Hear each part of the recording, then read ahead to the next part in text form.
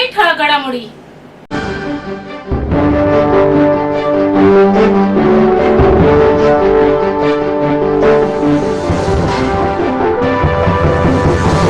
काही दिवसांपूर्वी ठाणे नगर पोलीस ठाण्याच्या हद्दीत एका 11 वर्षीय अल्पवयीन मुलीचा विनयभंग झाला.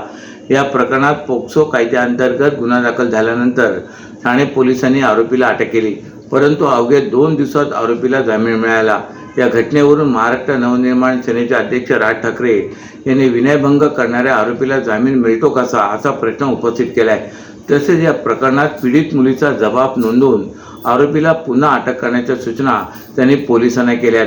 मनसे अध्यक्ष राज ठाकरे हे आज प्रसिद्ध मिसळचा आस्वाद घेण्यासाठी ठाण्यात आले होते. त्यावेळी त्यांच्यासोबत मनसे नेते अमित ठाकरे, अविनाश जाधव, राज ठाकरे यांच्या पत्नी शर्मिला ठाकरे उपस्थित होत्या. ठाण्यात काही दिवसांपूर्वी ठाणे नगर पोलीस ठाण्याच्या हद्दीत एका अल्पवयीन मुलीचा विनयभंग झाला होता. या प्रकरणात ठाणे पोलिसांनी आरोपीला अटक केली होती.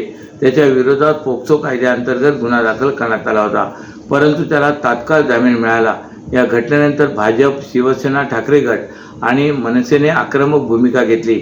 आरोपी विरोधात कठोर कारवाई व्हावी यासाठी मनसे आणि ठाकरे गटाने मोर्चाही काढला होता. या मोर्चात मोठ्या प्रमाणात नागरिक सहभागी झाले होते. मनसे अध्यक्ष राज ठाकरे यांनीही या विषयावर प्रतिक्रिया दिली. तसेच पीडित मुलीच्या कुटुंबियांची भेट घेतली. त्यानंतर त्यांनी माध्यमांशी संवाद साधला. राज ठाकरे म्हणाले की बदलापूर सारखे सर्वच गोष्टी अंगावर घेऊ नका. तो व्यक्ती कोणत्या पक्षाशी संबंधित आहे हे महत्त्वाचे नसून पक्षाचीही कधी भूमिका नसते. कोणत्याही माणसाची विकृती पंखाखाली घालणार असू तर मग बघायला नको. अशा प्रकारच्या गोष्टी कोणी पंखाखाली घालू नये. न्यायालय देखील याला जामीन देते कसे असा प्रश्न ठाकरे यांनी उपस्थित केला आहे. तसेच त्या अल्पवयीन मुलीचा पुन्हा जबाब नोंदवून त्या व्यक्तीला अटक करा अशा सूचनाही त्यांनी पोलिसांना केल्यात. कळवा येथील एका खाजगी शाळेतील 40हून अधिक विद्यार्थ्यांना मध्यान्ह भोजनातून वीजबाधा झाल्याच्या घटनेला 2 आठवडे होत नाही. तोच काल दुपारी दिवा येथील आगासन भागातील ठाणे महापालिकेच्या शाळेतील 5वी ते 6वीच्या वर्गातील 44 विद्यार्थ्यांना मध्यान्ह भोजनातून वीजबाधा झाल्याचा प्रकार उघडकीस आला आहे. या मध्यान्ह भोजनात पाल मृतावस्थेत आढळून आली असून वीजबाधा झालेल्या 44 विद्यार्थ्यांपैकी 39 मुलांना पोटदुखी आणि उलटीचा त्रास होऊ लागल्यामुळे त्यांना कळवा रुग्णालयात उपचारासाठी दाखल करण्यात आले, तर इतर मुलांनाही उपचारासाठी दाखल करण्याची प्रक्रिया सुरू होती. त्यामुळे हा आकडा वाढण्याची शक्यता वर्तवली जात आहे. दिवा येथील आगासन भागात ठाणे महापालिका शाळा क्रमांक 88 आहे. या शाळेत दुपारच्या सत्रातील विद्यार्थ्यांना नेहमीप्रमाणे मधल्या सुट्टीत खिचडी देण्यात आली होती, परंतु या खिचडीतून विद्यार्थ्यांना वीजबाधा झाल्याचा प्रकार समोर आला आहे. या खिचडीत मृत पाल असल्याचे आढळून आल्याचा दावा येथील स्थानिक रोहिदास मुंडे यांनी केला आहे. हे अन्नपदार्थ खाल्ल्यामुळे 44 विद्यार्थ्यांना पोटदुखी आणि उलटीचा त्रास होऊ लागला. शाळेने तात्काळ याची सूचना महापालिका अधिकाऱ्यांनी दिली. माहिती मिळताच ठाणे महापालिकेच्या कळवा रुग्णालयातून डॉक्टरांचे पथक शाळेत पोहोचले. त्यांनी विद्यार्थ्यांची तपासणी केली. त्यावेळी 44 पैकी 39 मुलांना पोटदुखी आणि उलटीचा सर्वाधिक त्रास होऊ लागल्यामुळे त्यांना तात्काळ कळवा रुग्णालयात उपचारासाठी दाखल करण्यात आले, तर इतर मुलांनाही रुग्णालयात दाखल करण्याची प्रक्रिया सुरू होती. मात्र रुग्णालयाने या मुलांवर त्वरित उपचार सुरू केल्यामुळे त्या सर्व मुलांची प्रकृती आता स्थिर आहे.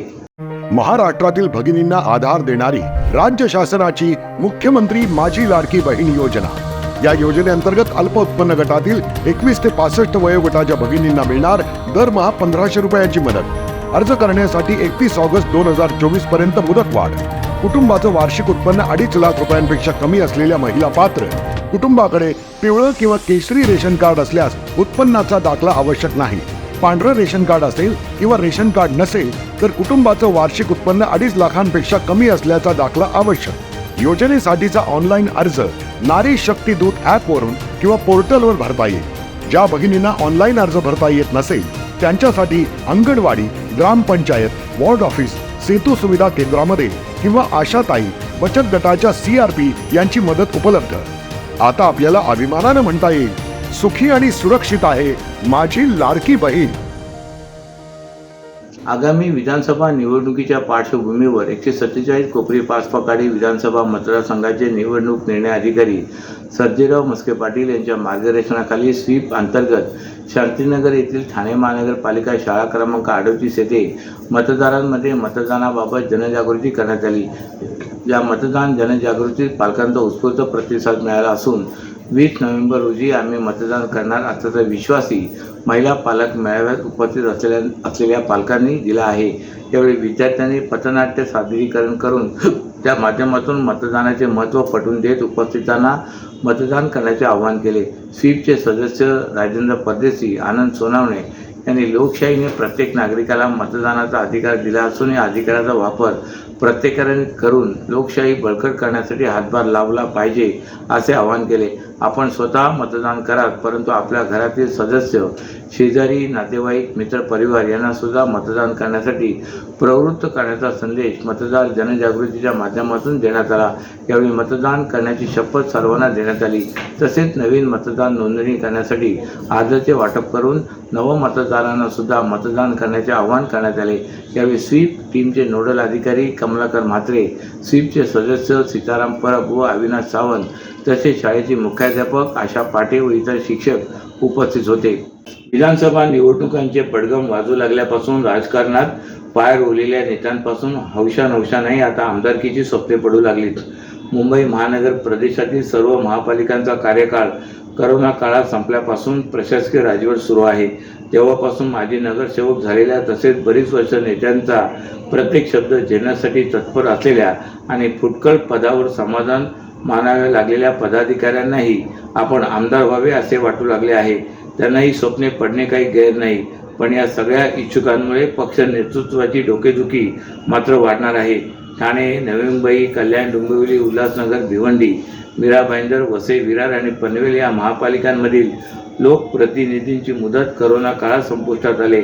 या महापालिकांमध्ये प्रशासकीय राजवट लागू असून राज्य सरकारच्या थेट हस्तक्षेपाने महापालिका आयुक्तांच्या माध्यमातून शहरातील विकासकामे केली जात होती।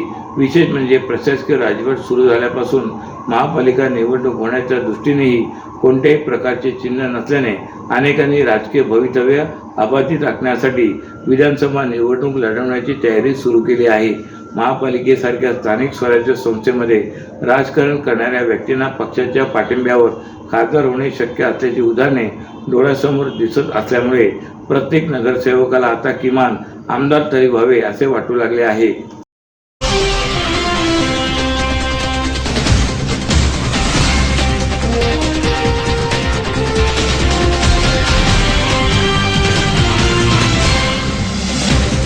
तर या होत्या आजच्या काही ठळक घडामोडी। तर पुन्हा भेटू याच वेळी याच ठिकाणी। ठाणे दर्पण या वृत्तवाहिनीचे प्रसारण YouTube वर पाहायला विसरू नका।